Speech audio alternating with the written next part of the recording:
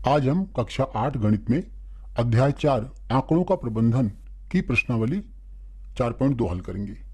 इसका पहला प्रश्न है, इन प्रयोगों में आप जो परिणाम देख सकते हैं उन्हें लिखिए। पहला है पहिए को घुमाना। देखो यहाँ एक पहिया दिया हुआ है और इसको घुमाते हैं हम, जैसे कि आपने कई मेलों में देखा गया होगा कि वहाँ पे पहिए घुमाते हैं। पहिए घुमाने पे हर एक पे कुछ ना कुछ इनाम लिखा होता है। वैसे ये पहिया है पूरा। इस पहिए को अगर घुमाएंगे तो ये नीडल है, ये एरो बना हुआ है, ये कहाँ आके रुकेगा? क्योंकि नीडल तो ऐसे रुकी रहती है ना, और पहिया घूमता रहता है, तो नीडल के सामने क्या आके रुकेगा? कभी बी आए, कभी सी आए, कभी ए आएगा। तो इसमें लेकिन कुल परिणाम कितने हो सकते हैं? देखो, इसमें या तो ए आ सकता है, चाहे एक बार हो चाहे दो बार, लेकिन एक ही बार आएगा ये। इस नीडल के सामने तो एक ही बार आ सकता है। या तो ए आ सकता है, या बी आ सकता है, या सी, या डी। इसके अलावा इसमें कुछ भी नहीं आ सकता। तो इसको अगर घुमाएंगे कुल परिणाम कितने होंगे? ए, बी और सी, डी, मतलब ये 4 परिणाम होंगे। ऐसे हम बी को देखते हैं। 2 सिक्कों को एक साथ उछालना। 2 सिक्कों, मान लो एक सिक्का यहाँ पे है, एक सिक्का यहाँ पे है। एक सिक्के के अंदर या तो चित आएगा या पट आएगा। चित को हम हेड कहते हैं और पट को टेल कहते हैं। देखो, इसका भी हेड या टेल हो सकता है। अब मान लो कि पहले वाले इस वाले सिक्के के अंदर चित आया है और इस वाले के अंदर भी चित आया है, तो देखो ये हो सकता है ना कि एक में चित हो, दूसरे में भी चित हो। या ये हो सकता है कि पहले में तो चित आया है लेकिन दूसरे में पट आया हो, मतलब टेल आया हो। ऐसे ही पहले में टेल आया है लेकिन दूसरे में हेड आया है, और फिर दोनों में टेल भी हो सकता है। इसके अलावा इन चारों के अलावा तो कोई परिणाम नहीं हो सकता। तो ये 4 परिणाम हैं जो 2 सिक्कों को एक साथ उछालने पर प्राप्त होते हैं। प्रश्न 2, जब एक पासे को फेंका जाता है तब निम्नलिखित प्रत्येक घटना से प्राप्त होने वाले परिणामों को लिखिए। देखो, जब कभी हम पासे को फेंकते हैं तो या उसमें 1 आएगा, या 2 आएगा, या 3, या 4, या 5, या 6। इन्हीं सभी संख्याओं में से, इन्हीं 6 संख्याओं में से कोई एक संख्या हो सकती है। पासा सबने देखा होगा। पासा कुछ इस तरह की होता है, एक 3D फिगर होती है ये, जिसमें कहीं 1 लिखा होता है, कहीं 2 होता है, कहीं 3 ऐसे निशान बने होते हैं, कहीं 4 होता है, इस तरह से होता है। देखो, इन्हीं 6 नंबर में से कोई एक नंबर आएगा। अब हम पहला देखते हैं, एक अभाज्य संख्या। देखो, पहले का भाग 1, एक अभाज्य संख्या। अभाज्य संख्या क्या होती है? जो किसी से भी ना कटे, सिर्फ अपने आप से भाग हो। तो देखो, जो पहले का ए भाग है उसमें एक अभाज्य संख्या है। अभाज्य संख्या कौन कौन सी है? एक 2 है, एक 3 है और एक 5 है। एक ना तो भाज्य है ना अभाज्य है। 2, 3 और 5 ये तीनों अभाज्य संख्याएं हैं। तो ए के परिणाम क्या होंगे? 2, 3 या 5। अब इसी का बी भाग देखते हैं हम। इसके बी भाग में एक अभाज्य संख्या नहीं। तो देखो, इन तीनों को छोड़ के बाकी अभाज्य संख्या नहीं है, अर्थात 1, 4 और 6 ये अभाज्य संख्या नहीं है। तो इस तरह से ये अभाज्य संख्या है और ये अभाज्य संख्या नहीं है। अब इसी का देखो दूसरे भाग को देखते हैं हम। दूसरे भाग में 5 से बड़ी संख्या। दूसरे भाग का ए भाग जो है 5 से बड़ी संख्या। देखो, 5 से बड़ी संख्या इसमें कौन सी? इस 6 की 6 संख्याओं में सिर्फ एक ही संख्या ऐसी है ना जो 5 से बड़ी है, वो है 6। तो 5 से बड़ी संख्या केवल एक है, वो है 6। 5 से बड़ी एक संख्या नहीं जो 5 से बड़ी संख्या ना हो, अर्थात 5 या 5 से छोटी संख्या की बात कर रहे हैं। मीन्स 1, 2, 3, 4 और 5। तो ये सारे परिणाम इसके आ गए। प्रश्न 3, ज्ञात कीजिए। प्रश्न 1 में देखो, प्रश्न 1 में ये हमें दिया गया था चित्र में सूचक के डी पर रुकने की प्रायिकता। देखो, डी यहाँ दिया गया है ना। अगर इस पहिए को घुमा दें हम पूरा, तो ये डी पे, ये जो एरो है, ये सूचक है हमारा, ये डी पर रुकेगा, इसकी क्या प्रायिकता होगी? देखो, इसमें कुल परिणाम कितने हैं? कुल परिणाम देखो कितने? 1, 2, 3, 4, 5। 5 खाने टोटल हैं इसमें। तो पांचों खाने में ये एरो कहीं भी रुक सकता है। तो देखो, कुल परिणाम हमारे पास 5 है। अब इसमें डी कितने हैं? तो देखो, डी सिर्फ 1 है। तो हमारे फेवर में जो एक ही परिणाम है वो ये, हमारे अनुकूल एक परिणाम है और कुल परिणाम 5 है। तो इसकी जो सूचक के डी पर रुकने की प्रायिकता बराबर क्या होगी? 1/5। हम कभी भी प्रायिकता निकालेंगे तो हम देखेंगे कुल परिणाम कितने हैं और हमारे अनुकूल कितने परिणाम हैं, यानी हमारे पक्ष में कितने परिणाम हैं। तो हमारे पक्ष में केवल एक परिणाम है और कुल परिणाम 5 है, अर्थात इसकी प्रायिकता या इसकी संभावना 1/5 है। अब देखते हैं दूसरे प्रश्न को, इसके दूसरे भाग को। एक अच्छी तरह फेंटी हुई 52 पत्तों वाली एक गड्डी में एक इक्का प्राप्त करने की प्रायिकता। देखो, ताश के 52 पत्तों में 4 तरह के पत्ते होते हैं। 2 काले होते हैं और 2 लाल होते हैं। काले में एक इस तरह से हुकुम होता है, ऐसे पत्ता बना होता है, ऐसे ये हुकुम होता है, और दूसरा होता है हमारे पास चिड़ी, ऐसे ऐसे और ऐसे, इन दोनों में डंडे लगे होते हैं। और बाकी जो दो लाल होते हैं, लाल एक पान होता है ऐसे, इसमें डंडे नहीं लगे होते, और दूसरा होता है ईंट ऐसे, इसमें डंडे। इन सभी में, सब में एक जैसे वो जो लिखा होता है ना, उसमें नंबर होते हैं एक जैसे होते हैं, सब में लिखा होता है ए, फिर 2, 3, 4, 5, 6, 7, 8, 9, 10, फिर जैक, क्वीन और किंग ऐसे होता है। बिल्कुल सेम ऐसे ही इनमें भी लिखा होगा ए, 2, 3 और ऐसे ही पूरा जैक, क्वीन और किंग। और बिल्कुल ऐसे ही इसमें रेड में भी होता है ए, यहाँ भी ए, 2, 3 और यहाँ पे जैक, क्वीन और किंग, और यहाँ पे भी सेम ऐसे ही जैक, क्वीन, किंग। अब देखो 13 पत्ते ये हैं, देखो क्योंकि 13 नंबर लिखे गए ना, एक पत्ते पे ए लिखा हुआ, एक पे 2, एक पे 3, ऐसे इस तरह लिखा हुआ।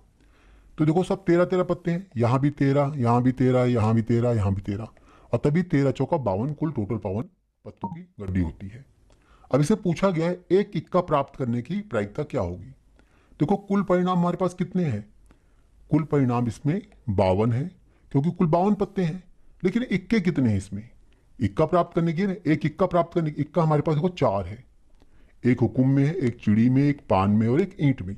तो 4 हमारे अनुकूल हैं और कुल परिणाम 52 है। अब इनको चाहो तो भाग कर सकते हो, देखो 4 एकम 4 और 13 चौका 52, मतलब 1/13। तो ये हमारा उत्तर है प्रायिकता का। अब आते हैं हम तीसरे प्रश्न में। तीसरे प्रश्न के अंदर यहाँ पूछा गया एक लाल सेब प्राप्त करने की प्रायिकता इस आकृति में। देखो जो आर लिखा हुआ है ना, ये लाल सेब है, ये आर, ये आर, ये आर और ये 4 हमारे अनुकूल है। तो 4 देखो हमारे अनुकूल है, ये आ गया। और कुल कितने हैं, देखो कुल इसमें 7 है, तो 7 कुल है और 4 हमारे अनुकूल है। मतलब एक लाल सेब प्राप्त करने की प्रायिकता बराबर 4/7 है। प्रश्न 4, 10 पृथक पर्चियों में 10 पृथक पर्चियों पर 1 से 10 तक संख्याएं लिखी हुई हैं। एक पर्ची पर एक संख्या, मतलब इस तरह से लिखा हुआ है, यहाँ एक पर्ची पे 1 लिखा है, अगली पर्ची पे 2 है, फिर ऐसे अगली पर्ची पे 3 है, फिर 4, 5, फिर यहाँ देखो 6, फिर 7, ऐसे लिखते लिखते और टोटल हमारे पास 10 तक संख्याएं लिखी हुई हैं ऐसे पूरा। तो ये कुल 10 पर्चियाँ हो गई हैं। उन्हें एक बॉक्स में रखकर अच्छी तरह से मिला दिया जाता है, यानी सब पर्चियों को आपस में मिला दिया गया। बॉक्स के अंदर से बिना देखे एक पर्ची निकाली जाती है। निम्नलिखित की प्रायिकता क्या है।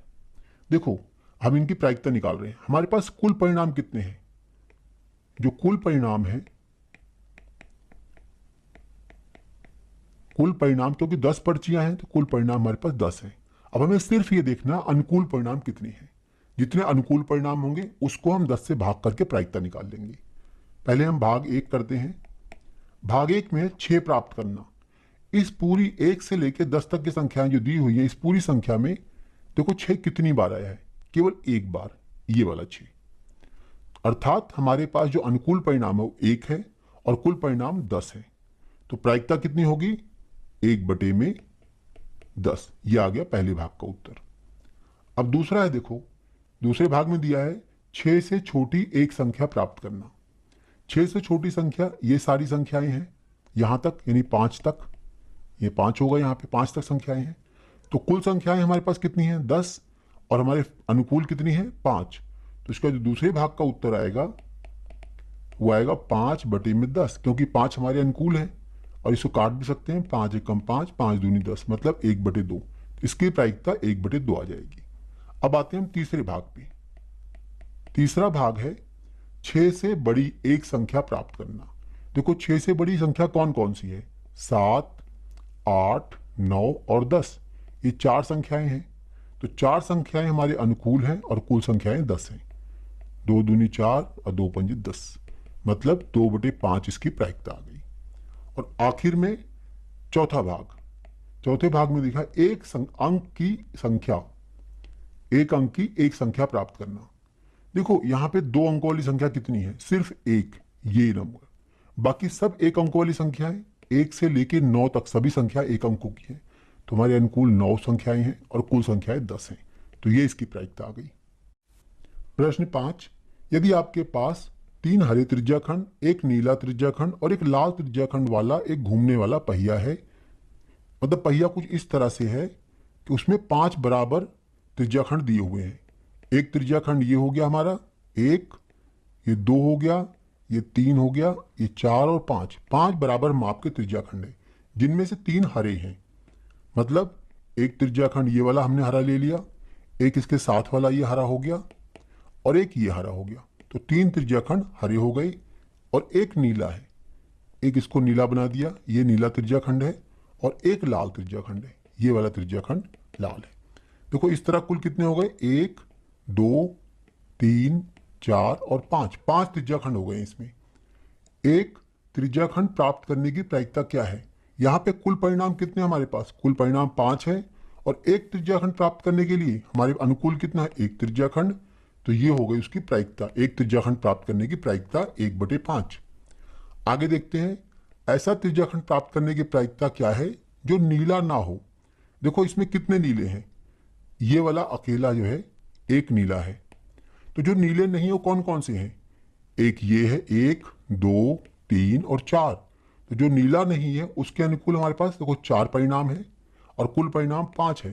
तो जो नीला नहीं हो उसकी प्रायिकता क्या होगी? 4/5। प्रश्न 6, प्रश्न 2 में दी गई घटनाओं की प्रायिकता ज्ञात कीजिए। देखो प्रश्न 2 में हमें यह दिया गया था, जब एक पासे को फेंका जाता है तो निम्नलिखित प्रत्येक घटना से प्राप्त होने वाले परिणामों को लिखिए। तो यहाँ हमें परिणाम प्राप्त करने थे और अब हमें इनकी प्रायिकता ज्ञात करनी है। पहले भाग पे आते हैं। पहला भाग ये है, पहले भाग का ए। देखो जब कभी किसी पासे को फेंकते हैं हम तो कुल परिणाम कितने होते हैं? 1 2 3 4 5 या 6। इन 6 में से ही कोई एक परिणाम मिलता है हमें, जो पासे के सबसे ऊपर होता है। या 1 हो सकता है, 2 हो सकता है, 3 हो सकता है, इसी को हम परिणाम कहते हैं। ये पूरा पासा हो गया हमारा। तो जो सबसे ऊपर होगा परिणाम होगा। तो इन सभी संख्याओं में से कोई एक ही परिणाम ऊपर आ सकता है। तो हमारे पास कुल परिणामों की संख्या कितनी है? ये कुल 6 परिणाम है, ये वाले 6 परिणाम। अब एक अभाज्य संख्या, देखो अभाज्य संख्या हमने निकाली थी प्रश्न 2 में, कितनी थी अभाज्य संख्या? अभाज्य संख्या है 2 3 और 5, केवल 3 है। तो हमारे अनुकूल कितनी संख्या है? 3 और कुल संख्या है हमारे पास 6 है, अर्थात 3 एकम 3 3 दूनी 6। इसकी प्रायिकता आ गई 1/2। इसी का बी भाग करते हैं हम। बी भाग में एक अभाज्य संख्या नहीं। देखो अभाज्य संख्या नहीं के केस में हमारे पास देखो कुल परिणाम 6 हैं, अनुकूल परिणाम कौन कौन से होंगे? एक तो ये है, एक 4 और एक 6, मतलब यहां भी 3 आएगा। तो 3/6 मतलब 1/2। तो इसकी प्रायिकता भी 1/2 आ गई है। अब आते हैं हम दूसरे भाग पे। दूसरे भाग का ए भाग। ए भाग में 5 से बड़ी संख्या। देखो कुल परिणाम यहाँ पे 6 है और 5 से बड़ी संख्या, एकमात्र संख्या ये 6 है जो 5 से बड़ी है। तो एक हमारी अनुकूल है और कुल परिणाम 6 है, तो इसकी प्रायिकता आ गई 1/6। और अब इसका बी भाग, ये आखिरी भाग है इसका। 5 से बड़ी एक संख्या नहीं, मतलब 5 से बड़ी ना हो, तो 5 हो या 5 से छोटी हो, तो ये 5 संख्याएं आ गई। तो कुल परिणाम 6 है और हमारे अनुकूल परिणाम 5 है, तो इसकी प्रायिकता आ गई 5/6।